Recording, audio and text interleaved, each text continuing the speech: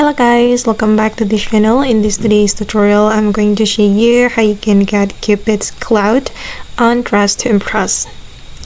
Okay, to get the Cupid clouds, you need to go to the redeem code menu.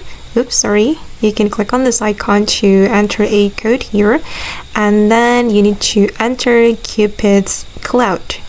Just type in Cupid's cloud like this, and then you can click on redeem. Okay, and the Cupid cloud has been unlocked on my Dress to Impress, and if you want to get it or apply it, we need to go to the dressing room and click on this icon and then go to the code menu, and this is how the Cupid's cloud looks like, and you'll be able to change the color if you want. You can select the color right here by clicking on this icon, and then you can apply the color that you like. Okay, I'm gonna try blue.